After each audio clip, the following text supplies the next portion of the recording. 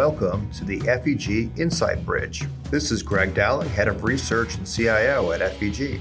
This show spans global markets and institutional investments through conversations with some of the world's leading investment, economic, and philanthropic minds to provide insight on how institutional investors can survive and even thrive in the world of markets and finance. Today, we are going to have a focus on the upcoming election. 2020 has been so great, why not have an election too?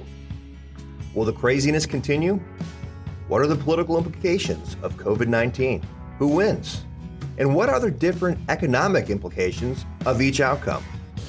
Helping us sort through this mess is Libby Cantrill, Head of Public Policy for PIMCO.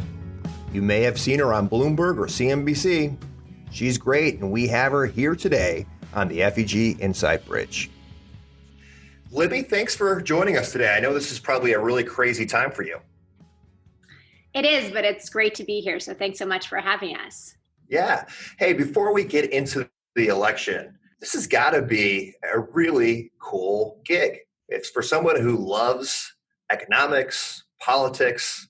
What a dream job. How did you get this?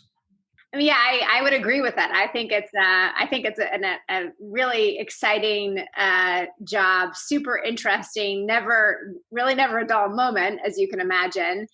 It was sort of a case of right place, right time. Like many things in life, I had always had an interest in politics, and actually had, since I was 14, had volunteered in our state legislature back in my hometown of Denver, Colorado, where I grew up. I later went into finance after college, and then sort of post business school was looking for a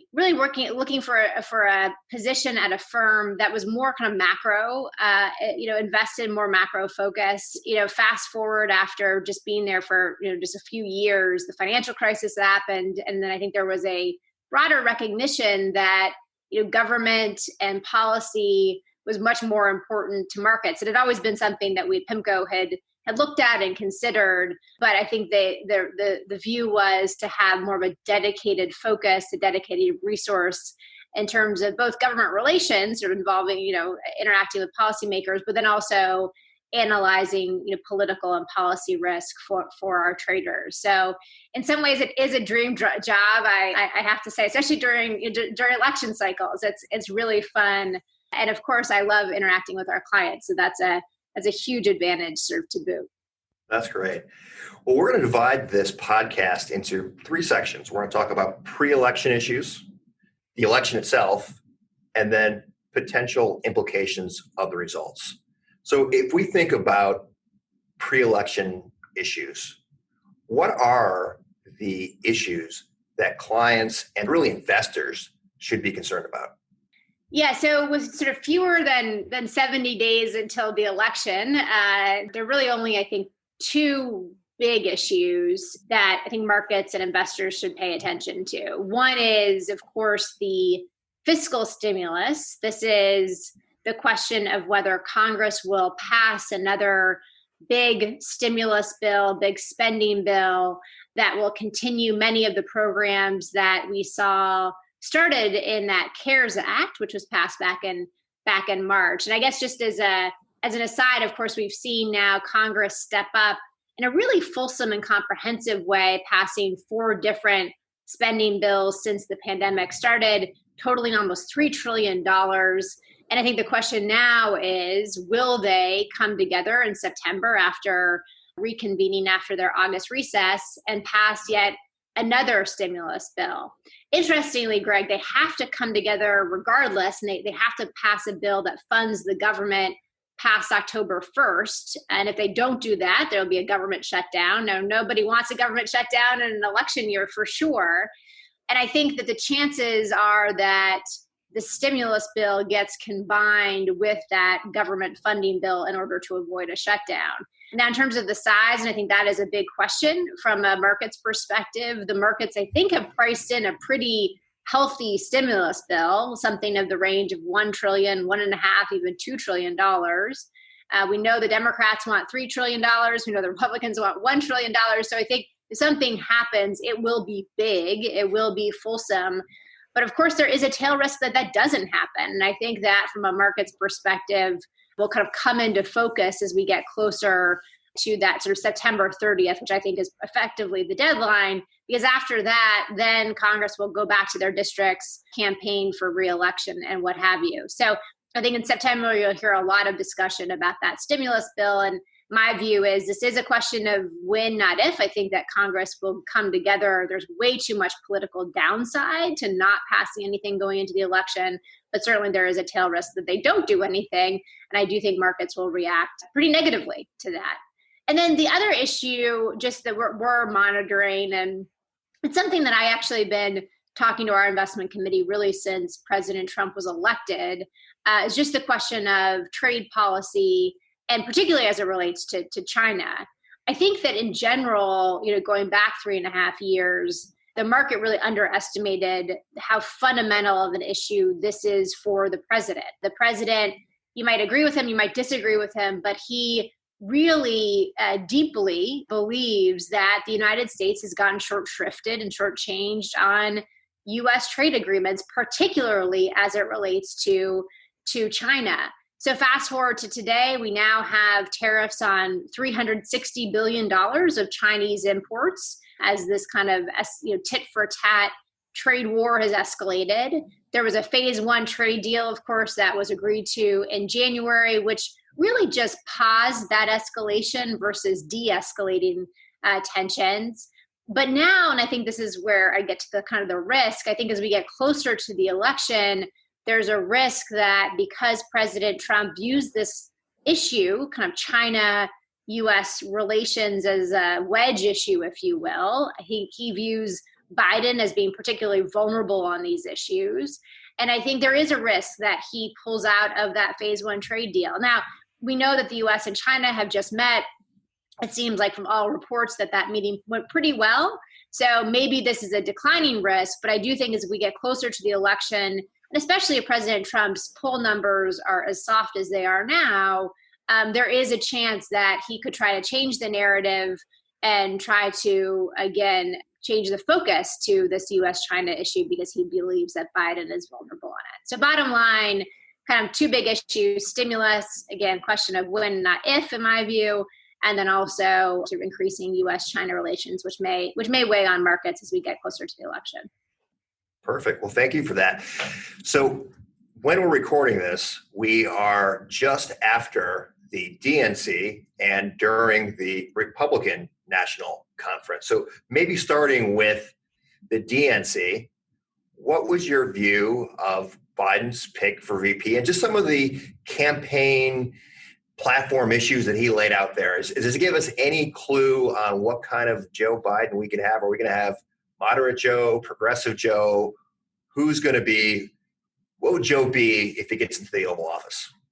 Yeah, I think this is a great question, obviously incredibly pertinent from a market's perspective as well. I mean, I think that to begin with, the choice of Kamala Harris, or Senator Harris from California, in some ways was a very logical choice. In some ways was actually the most conventional choice. If you talk to anybody in Washington leading up to this decision, it was the money was on Kamala, if you will. We knew he was going to pick a woman because of what's happened over the last few months. We sort of figured he would pick a woman of color. Kamala Harris, in many ways, checks a lot of boxes for him. She has a national profile. She's been vetted nationally, which was very important for him. She knows the rigors of a national campaign, yet another thing important for him. And, I think that importantly, from an electoral perspective, she was viewed as somebody who could help to energize African-American women, suburban women, and, even potentially independents, even though she has this pretty progressive voting record in the Senate, she actually does pull pretty well with independents. So in some ways, it was kind of the least shocking choice. I think what was shocking, though, is it had taken him so long. The fact that he was vetting so many people up until the very last minute. And I know from talking to some folks close to the campaign that, this decision wasn't necessarily made weeks in advance, that it really was made, pretty close to when it was announced. So I think that was the more surprising component of it. But again, it was sort of the conventional wisdom.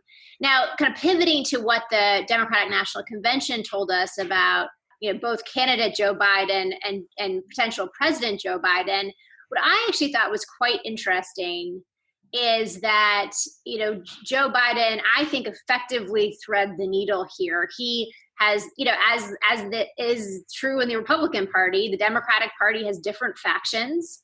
It has this, very progressive left. It has sort of the center left. And interestingly enough, Joe Biden was really, trying to pay attention to the independents and to some of the disillusioned Republicans. So I think he actually did it pretty well. I think also what we saw, and I sort of said this to our investment committee last week, is that, Joe Biden is who he is. He's a pretty authentic guy. He's been in public life for like 50 years. I mean, it's really hard to kind of pivot from that, right? And to sort of change your stripes, if you will. And I think the Joe Biden we got last week, in some ways, I think would be the Joe Biden we get in the Oval Office. He certainly moved farther left on some issues. I think climate change is one issue in particular. But there wasn't any of this, super progressive left rhetoric coming from him, because I just don't know. That's just not who he is. And he did give a platform to some of those folks. Elizabeth Warren spoke, Bernie Sanders spoke, which I think was a very smart kind of political strategy.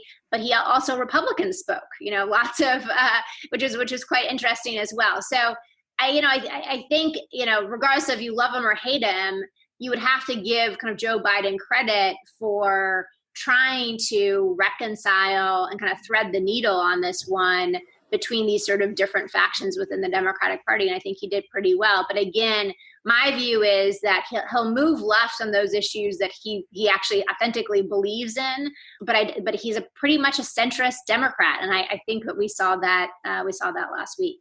So President Trump has a very passionate following among his base, but he is trailing in the polls. How does he expand that base? Yeah, and I think we're seeing that now. So we're now, as you said, we're now kind of in the middle of the Republican National Convention. So we're only now going to be on night 3 tonight. So we'll see, we'll see how everything turns out. My sort of initial assessment on the first night was he was really playing to that base, to your point. And this should not be underestimated. President Trump has an incredibly devoted, loyal base. He is actually the most popular president within his own party of like any president since the history of polling. I mean, he's just incredibly popular within the Republican Party. He has an approval rating of around 90%. And for more or less, that's been consistent his entire administration. Very impressive. The problem with that strategy, however, is that there are only so many, devoted Republicans. There are only about 30% of the electorate actually self-identifies as a Republican. So it's awesome for him, if you're sitting on the Trump campaign, that he has such a devout following and such an enthusiastic following, which presumably will turn into turnout. But I think to your point here, he does need to expand it. He does need, in order to win in 2020, he does need to grow just beyond that very devoted base. I think the first night we saw him really speak to that base, try to really galvanize that base with the speaker lineup. I think last night, interestingly, you saw sort of more of a pivot, trying to get some of those folks who may be more on the bubble, or even those folks who were supportive of him back in 2016 to come back home, if you will. I think Melania Trump, again, love her or hate her, she really did try to strike a very empathetic, warm, connecting tone, especially with that suburban woman demographic. I know we'll talk about this in just a little bit, but that's a super important demographic for the president. And I really think that she tried to, continue to, do well with them. So she tried to kind of identify with them, to connect with them. We'll see how effective it is. But that is a group that supported President Trump in 2016, and again, will be critical to his reelection. One other just pre-election question for you. Since we're talking about Donald Trump, he's certainly been innovative and some people may say annoying with his use of social media. That's been kind of revolutionary. And that's really, even a couple elections ago, has become a bigger focus. Facebook, other ways to reach potential voters. Who has the advantage here, and what can we sort of expect through social media?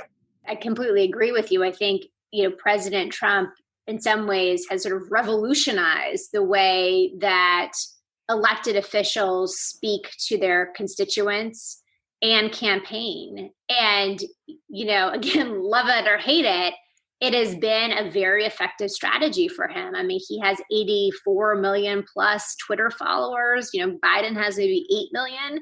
So I think it is hard to say, it's hard to even make the argument that Biden really can even compete with President Trump on social media just because of Trump's huge, huge following. Interestingly as well, Greg, if you look to what the Trump campaign is doing this cycle, by their own admission, in 2016, they'll say we kind of had a bootstrap campaign. It wasn't super sophisticated. We were like, all kind of surprised we won in on election day. But this time, fast forward, they spent a ton of money on a much more sophisticated digital campaign trying to identify those potential voters. So to your point about your base, I mean, there are many folks who kind of fit the profile of President Trump's base in especially the upper Midwest states who are not registered to vote, who did not, vote in 2016. And they are using some pretty sophisticated digital technology, tracking where these people go to shop and where they go to worship on Sundays and what have you. So, I think they have an advantage there as well. Now, the Biden campaign, to their credit, has tried to quickly catch up with that. But of course, this is a structural advantage of any incumbent president. And if this were 5 months ago, this is all we would be talking about, are all the advantages that an incumbent president has, whether it's the bully pulpit, the time to organize, and again, the ability to fundraise and to build a sophisticated campaign. And certainly Trump has all of those advantages in spades. So if this were pre-COVID and pre the economy softening, that's what we've been really spending this time together talking about, because there are a lot of advantages that incumbent presidents have. And it's the reason why incumbent presidents usually win re-election, is because they have all of those advantages. Absolutely. Well, let's move to the election itself. So what do you make of the current polls? And maybe if you could kind of compare or contrast them to 2016. Yeah. So, now again, with a caveat, this is sort of around 70 days pre-election date, so before November 3rd. Of course, lots of states start voting much earlier than that, but the official federal election day. And I think the national polling is pretty strong for Biden. It has softened a little bit. Right now, he's leading President Trump on average across all polls by about 8%, according to Real Clear Politics. That's a pretty nice advantage. That's if you're Biden, you're feeling pretty good about that. Now, I mean, to your point, you look at 2016 at basically the same period of time, August before the election in 2016, Hillary Clinton was leading Trump by 7 points. So of course that is very much weighing on the Biden campaign and on former Vice President Biden. However, I think to your question, there are some differences. Now, we'll see if those differences actually matter on election day, but there are some differences that I think are important to keep in mind. One is just the stability and durability of Biden's lead. So unlike 2016, it was a much more volatile polling. So, there would be 1 week where Trump would be up, 1 week where Clinton would be up. Now, she was definitely more up than down for sure, but Biden has basically been up by at least 5 points since like July of 2019. I mean, he really has been polling consistently ahead of President Trump, again, for about a year plus. So you haven't seen that volatility that you saw in 2016. One of the reasons I think that you haven't seen that volatility, a couple of reasons, is that in 2016, there was this, pretty, I think, credible third party sort of alternative. So Trump wasn't particularly liked in 2016. Hillary Clinton wasn't particularly liked. And so people were looking for a home outside of the two traditional candidates. And what you saw, in November 2016 is that third party collectively drew about 6% of the popular vote. So between Gary Johnson and Jill Stein, they won about 6% of the national vote. And because of that sort of third party alternative, that was one of the reasons why I think polling was also pretty volatile up until the election, because people were sort of equivocating, like, okay, am I going to vote for this third party? Am I going to vote for Hillary? Am I going to vote for Trump? So there were a lot more undecided voters. And again, that third party kind of force, I think that also added a level of uncertainty in the election that, we'll see, but it probably won't be in this election outcome because there really isn't a third party. And I'm sorry for the Kanye West fans out there, but Kanye West is not, you would be surprised. A lot of our clients ask me about Kanye West. He is not on many of the ballots. He should have started back in January if he really wanted to credibly win, because of course, voting here in the United States is not federalized. It's all based on states, and every state has a different set of rules about how to get on the ballot and the deadline for the ballot. I mean, he needed to get on North Carolina's ballot in like January to run as an independent. So, and that differs again back in 2016 where Gary Johnson and Jill Stein were on all 50 state ballots. So Kanye West, sorry for you Kanye fans, he's only on 4 state ballots, I think, at this point, and is not likely going to really, I think, hurt either of the candidates. So we talked about 2016. I've heard other comparisons to 1968. Is that a fair comparison, or are there other election years that have some themes that are kind of similar to what's going on today? Yeah, and I think in some ways, I think President Trump would like it to be 1968. Of course, that was the year where there was a lot of national turbulence and lots of pretty tragic events, and Nixon was able to come in and have this sort of law and order narrative that absolutely worked to his advantage.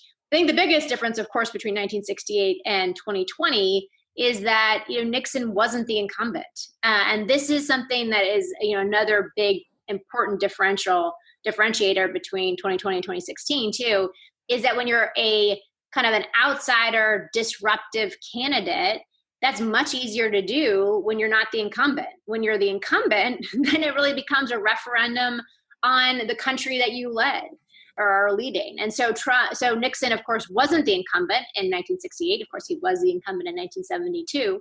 But I think that law and order and, this sort of reassurance that in the case of Nixon, who would come in and sort of stabilize things, it's a harder sell when you're the president of the country, right? And so I think that is that's the challenge for President Trump.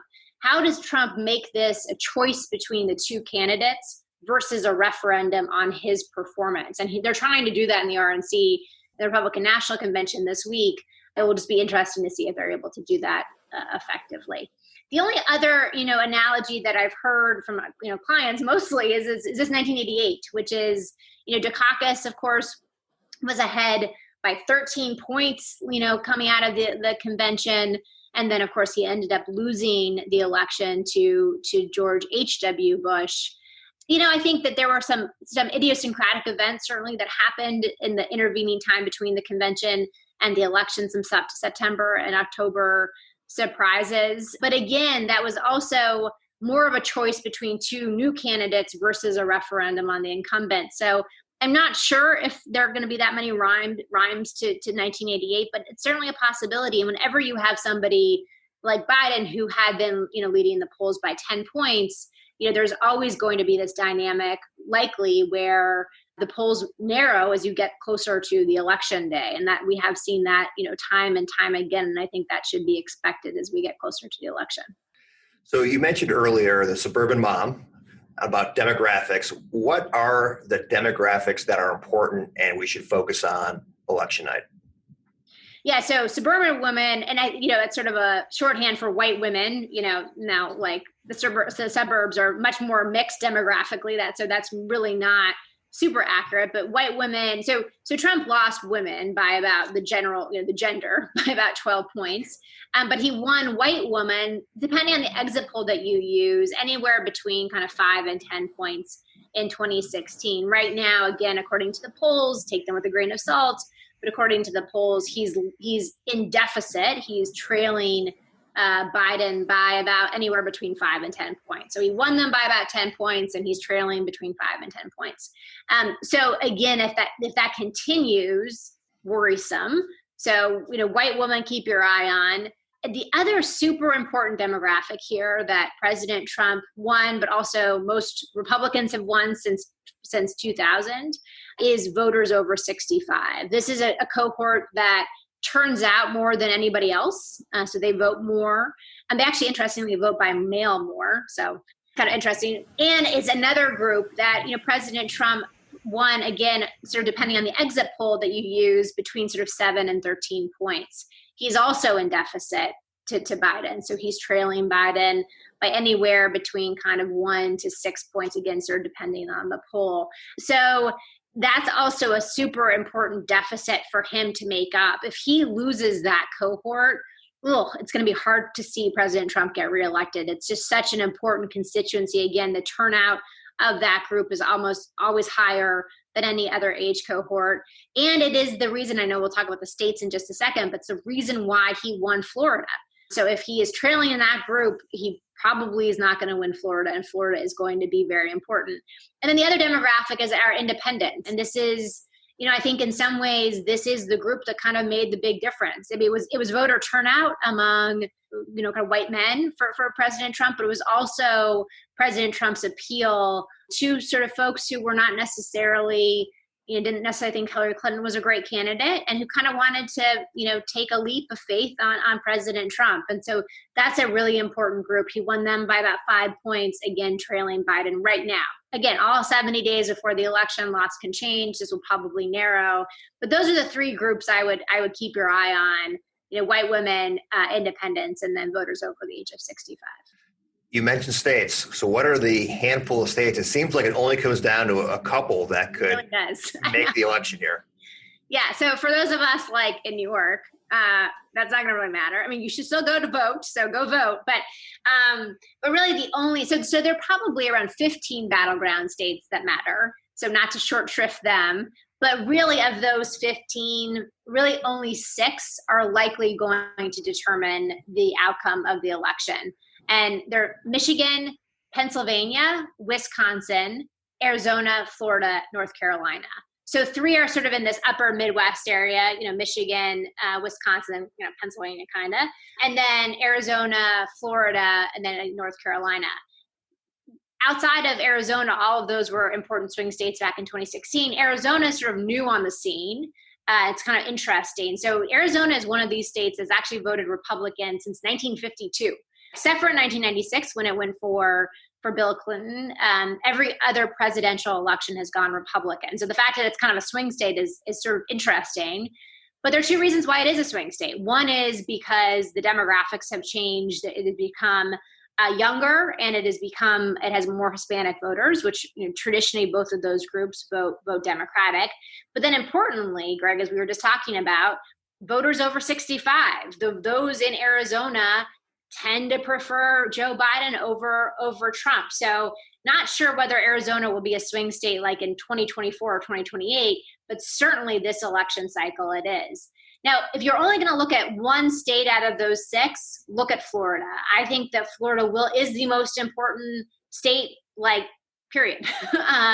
Because, just looking at the electoral math, President Trump has to win Florida in order to win re-election. And I would argue that Biden probably needs to win Florida to win election, period. So that Florida is going to be a super important state. Biden was leading Florida by about 8 points as of a few weeks ago. That's narrowed down to 5 points. Biden's leading in every other state and those other, 5 states that I mentioned, but much more narrowly than he was a few weeks ago. So I think that will be a trend as we get closer to the election, more people focus on it. We get after the conventions, people will, I think start focusing more on the election. You'll start to see that in the polling. But again, bottom line here is if you want to look at one state, look at Florida, because that will be the most important and likely the most determinative. It's interesting you mentioned Florida. So Trump is sort of anti-mail-in ballot, but he's okay with Florida. He said that they've done it for long enough that it's okay. Absentee voting is very different from mail-in voting. It's actually not. It's the same. So, and I think his advisors quickly kind of cleaned that up too by saying, actually absentee is the same thing as mail-in voting. Now I think he is, though, to President Trump's credit, he is sort of underscoring, though, that there are states that are better at this. My original hometown of Denver, Colorado, Colorado is basically a total mail-in voting state. So it has been voting by mail for years, and they have the infrastructure, they have the personnel, they have the processes to just do that seamlessly. Lots of other states, my new hometown of New York, for instance, not necessarily seamless, really difficult. You have to apply for an absentee ballot, then you have to send it, it's incredibly kind of archaic and anachronistic. So, to President Trump's credit, there is a lot of variability among kind of the different states and the level of sophistication as it relates to mail-in voting. But yes, mail-in voting and absentee voting are exactly the same thing. There's no difference. They're just different words for the same action. When election night ends, is there a possibility, because we have some voting in person and some mail-in, that there could be some confusion and chaos? I mean, what are the odds of that happening? Should we be concerned about some of these states like New York who haven't done this en masse before? Yeah, and again, yes. I mean, I think the answer is yes. I mean, New York is probably not. New York's so kind of blue that state probably won't matter so much statistically. But these upper Midwest states where they don't necessarily have as robust of kind of mail-in voting programs. Now, the Secretary of States in each of those states are really trying to make sure that it is all very buttoned up, and Congress is Democrats at least are trying to get more funding for these states around voting and kind of vote by mail. But there is absolutely a chance, especially if it's a close election, that, the sort of conventional election night that we all think of, watching the pundits on television and what have you, looking at the polls the results come back, that may, that's kind of a downer, kind of anticlimactic, because a lot of these states, again, going back to different rules that each state has around kind of how they do mail-in voting, don't actually start counting absentee votes or mail-in votes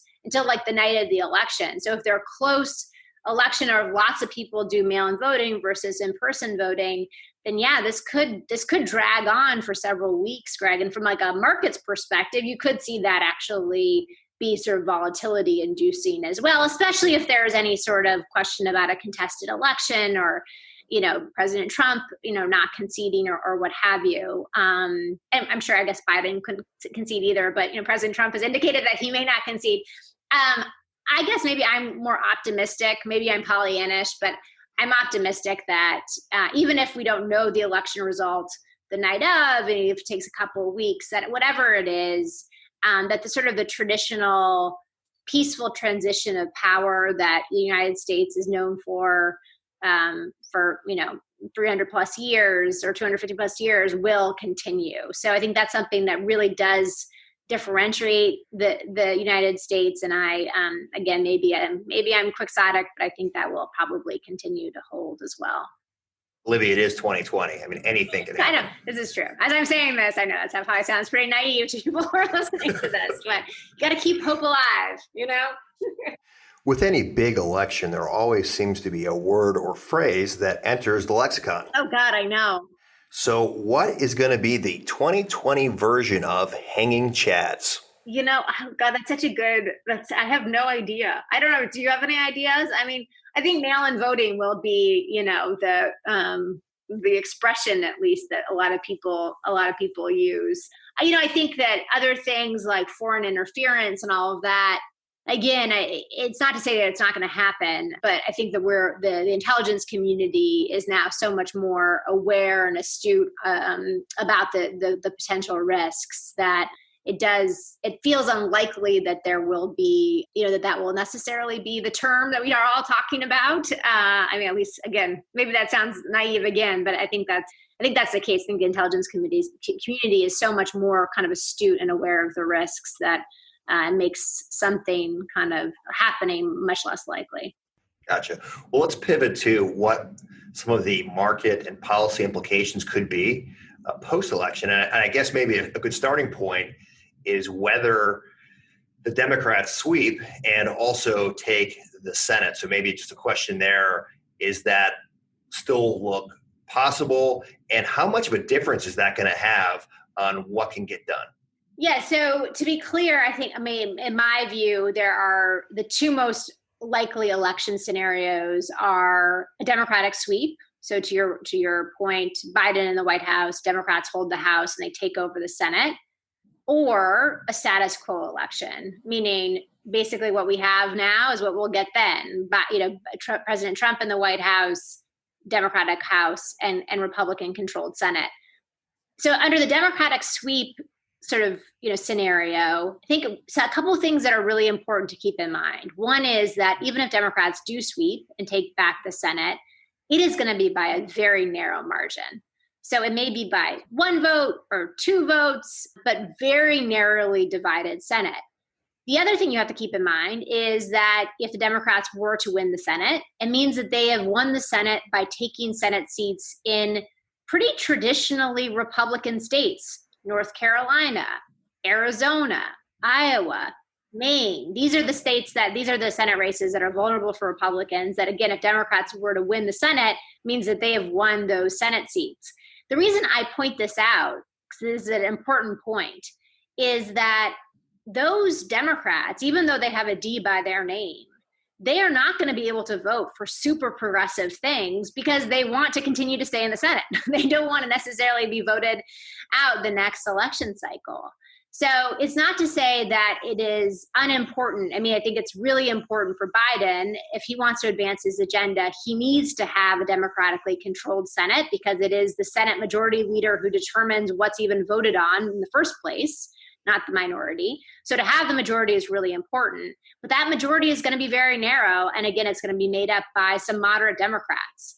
So the reason I point this out is Biden has proposed a lot of things.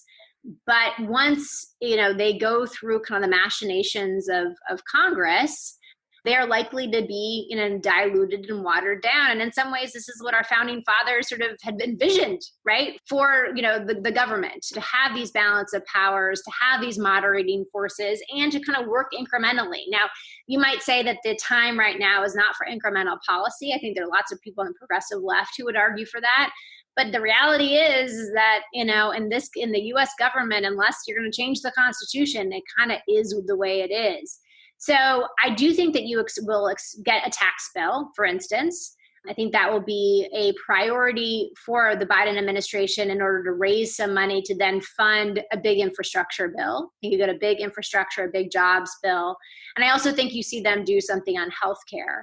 But all of these things are likely to be a little bit more incremental than, than I think the far left would like, just because they have to get the votes in Congress.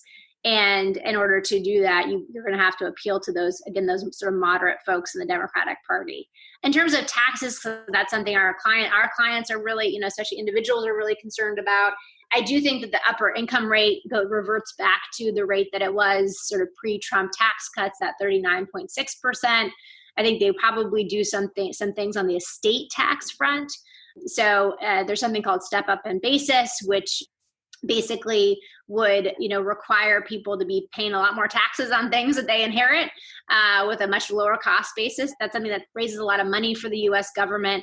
And I think for Democrats, helps to advance their agenda in terms of sort of leveling the playing field from an inequality perspective. You probably see some effort to reinstate the SALT tax deduction, which for those of us in big blue states would be very welcome, like California and New York. And then on the corporate side, I think you do see the corporate tax rate going up, but not to 28% even that Biden has proposed, something more like 24 or 25%. And you probably see some things like a minimum tax imposed, so sort of a 15% minimum tax that Biden has proposed. So it's not to say that even with the sort of more moderated force in the Senate that you don't see some kind of, tax hikes. I think you do, but I just don't think it will be a sort of revolutionary. And sort of the same thing for healthcare. Like, we're probably not going to see a public option. That's really difficult to do. Probably needs 60 votes, not 50. And again, I just don't think the conference is there. So, anticipate some changes for sure, but probably a little bit more incremental than you might think if you're reading, Biden's policy website. So what about capital gains, buybacks, antitrust, some other market-related topics? Yeah, so capital gains, I mean, this is something else that I do think could get traction. Biden has put out a plan that would basically make parity the ordinary income tax level with capital gains for those who have more than $1 million in capital gains. So it's for, it's really targeted at high income earners, high earners, but you could maybe see something like that gain traction. That could get some pushback though, again, against, from moderate Democrats, but I think there will be a push to do that. In terms of share buybacks, I'm not sure you're going to see that's a difficult thing for them to legislate. I'm not sure if you're going to see them, do very much on that. There'll probably be a lot of rhetoric around it, but I'm not sure if they'll actually be able to do very much. And then on antitrust, interestingly, and I was pointing this out with Elizabeth Warren's candidacy was on the rise, is that the administration, the executive branch can only do so much on antitrust. So they can make it much harder for new companies to merge. I guess they could theoretically look back at some mergers that the FTC has approved, but really there is a very specific provision in the law and the statute that is that there has to be consumer harm. And I think it's more difficult to make that argument with some of these technology companies that there is a lot of consumer harm.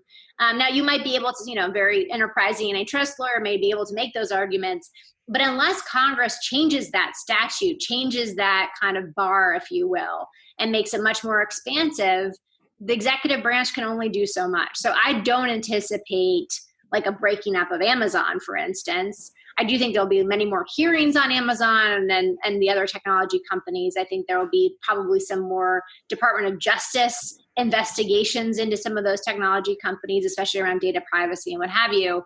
But if you actually think about like really big, bold, market-moving things, I'm not sure we should expect that.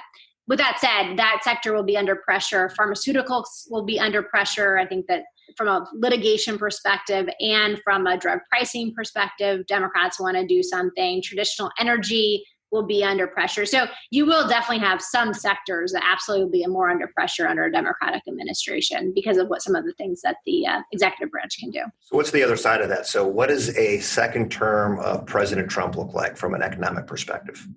Well, that's as good as I know. I'm not trying to flip it. One thing about President Trump is that he's kind of rerunning on some of his, 2016 greatest hits, which were very effective in 2016. It makes it a little bit hard from like a political analysis perspective because he hasn't actually really released exactly what he would be doing. And interestingly, for this RNC, Republican National Convention, there is no party platform, which is sort of interesting. It's one of the first times in modern history where there hasn't been a party platform agreed to by the party. So a little bit hard to know exactly what he will be doing. But I think what we can expect is if there's a divided Congress, it means that you probably can't cut taxes anymore because it can't get through a Democratic House. What could get through a Democratic House? An infrastructure bill. So, more traditional infrastructure versus I think what you would see under Biden, which would be a much more expansive definition of infrastructure, broadband, making, the office buildings green and what have you. Under a Trump administration, it'd be more like roads and tunnels and bridges and all those things. And then I think you'll see, more focus on some of the industrial policies that President Trump has spoken to. In some ways, they've tried to put into place, whether it's export controls on China. Maybe you see something pass Congress that incentivizes manufacturers to bring back manufacturing in the United States. It's a very bipartisan issue, needless to say. So I think you could see him sort of advancing some of those things. But it's a little bit hard as an analyst, I have to say, because Trump hasn't really given us that much in terms of what exactly he would do in a second administration. Gotcha. Well, that's great.